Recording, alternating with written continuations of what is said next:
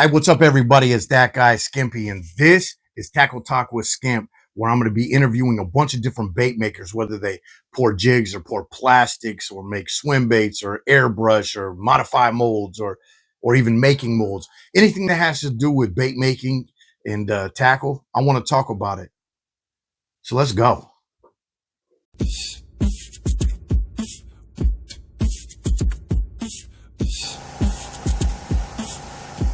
Oh my God! Look at it. Dinko mold. This is the 5-inch one.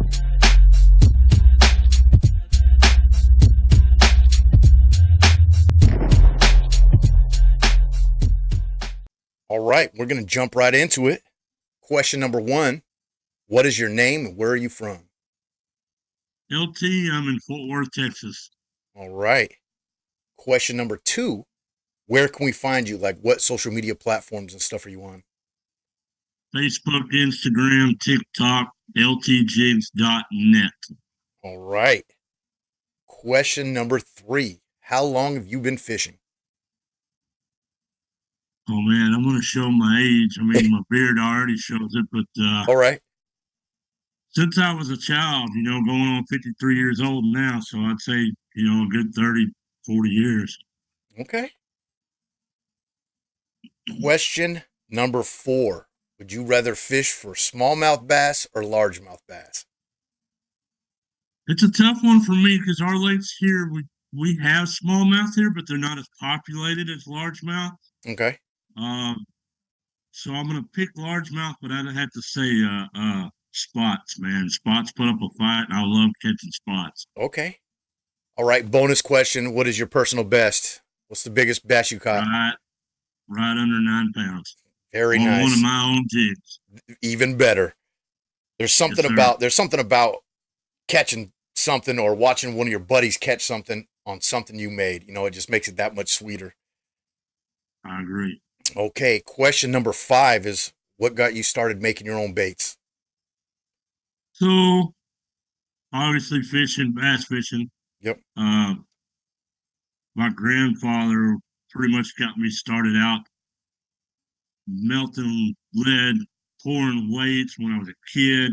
And then as I got into my teenage years and my early 20s, I started tournament fishing. And I got tired of buying everybody else's stuff. It's like I already know the basics of this stuff. Why can't I just make my own? And then, I started All right. and still learning new stuff today. Question number 6 is what is your favorite bait to make and what is your favorite color to make? Favorite jig would be a swim jig. Okay. You can't go wrong any time of the year, in my opinion. Fishing with a swim jig, it's my favorite to make. It's one of my best seller ones that I sell. Color wise, man, there's so many colors.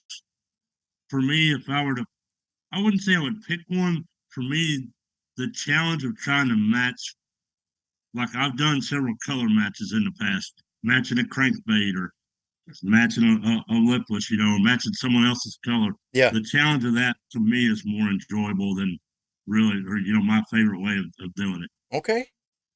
All right. On the opposite side, what baits are a pain in the neck to make? Like, what are the baits and colors you don't like to make? I don't know if there's really any color that I don't like to make. Okay. Um,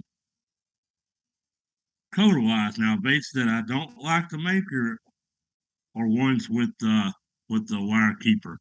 Partially because of my eyesight. I've had a lazy eye all my life, but in the last probably 5 to 8 years, my eyesight's been going, and I actually have prescription glasses. Okay. It's really hard for me to see that little bitty freaking wire keeper, and just you know how it is. Oh It's a yeah. pain to get it right spot. And especially when the mold gets super hot and you got to put your hand in there and you do this and you lick your finger a little Tweezers, bit and try to get in there.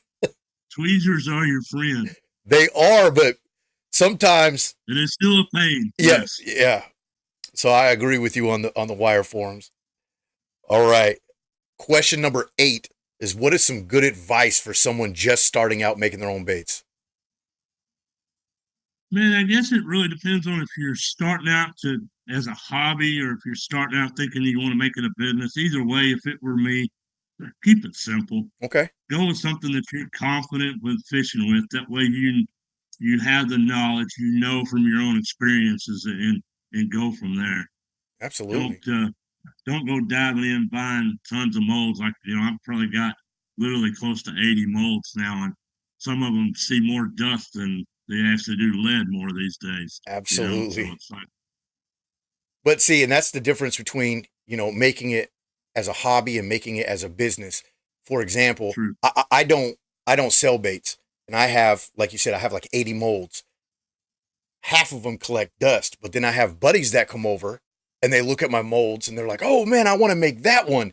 And I'm thinking to myself, "Oh Yep. wow, I haven't used this mold in so long, and now these guys want to use it." So you're exactly right when you say, are you making it for a hobby? You're making it for a business because for a hobby, obviously you're going to buy the ones that you fish, and for a hobby, you got to make sure you have the molds that everybody fishes. Right. All right, question number 9. Is there anything special that you've been working on, and can we see some of your baits? You know this one well. Oh yes, sir. They call it the hybrid grass jig. I call it a hybrid swim jig. Technically, it's a swim jig. It's my all around seller. I love making it. And I love that And of color. course, your traditional poison tail. Yep. Um, so I have something that we've actually worked on. I modified a do it mold. It's the old swim bait mold that you don't like, the swim bait head. So we wanted to make a weedless Kamiki rig, Okay. and I don't know if I can get this in the camera, but I can see Yes, sir. I put your keeper up there to hold your plastics. Well, and it's been a huge seller. People have been catching, my local people have been catching a ton of fish with them. Then we learned the issue is when you try to Texas rig your plastic, because the keeper's solid into the head, it makes it difficult to rig your plastic. So like, here's one with the old little shark shad on it. You see, you don't have a whole lot of room right there. So what I've done now is I've remodified my mold to have a free swinging keeper. So you can Oh, swing that keeper up, rig your plastic on it, and it makes it 10 times easier. My next step is that makes it weedless, obviously, but my yeah. next step is I want to try to come off the tail here and make it an underspin. So Oh it'll be a my weedless underspin. So that's something goodness. I'm working on. Yes, sir, man. I definitely need to see that. So I'm looking forward to getting that done. Yep. Question number 10. This is the last question. If you could fish with anyone dead or alive, who would it be? I'm gonna pick two and I'm gonna make it quick. Okay. Number one would be my number one would be my grandfather because he was more of a father figure to me than anything, and we fished together when we were kids. Okay. Number two, Number two, 2 years ago, we do a local tackle show every year. It's a big tackle show for our area.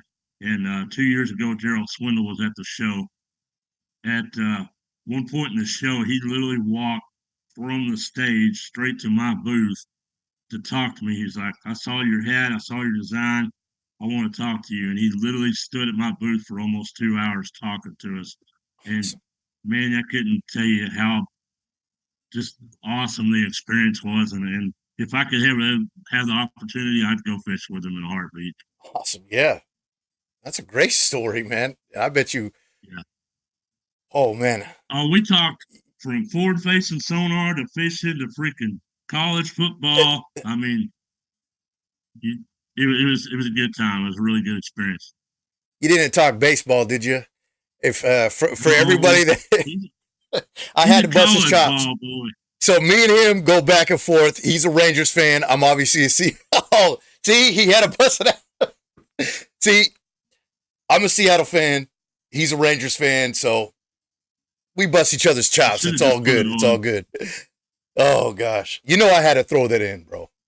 Uh, No, I get it. I get it. You're good. all right. Well, I love that's it. that's all the questions I have. Do you have anything you want to add? Any shout outs? Anything? Man, I started this years ago. Um, literally like 98, 99, and I strolled across your YouTube before I ever even had any type of social media or anything. And I was literally taking football jigs and flipping jigs down the boat ramps and putting them on guys' cars and leaving my cards and stuff. And I watched tons of your videos back when you were first doing it. Yeah. And shout out to you, man, because you were, I know I sent you messages years ago in the past Oh yeah. asking you questions. You helped me, and shoot, I appreciate it. I appreciate you having me on here. Hey, no worries, man. I'm glad you came on, man. I mean, me and you've been trying to get you on for a while, but conflicting schedules and all that. And I'm glad I finally got you on, man. I appreciate it. All right. Well, everybody watching, hopefully you like the show. Shout out to LG Jigs. All right, guys, that's your show. Cut.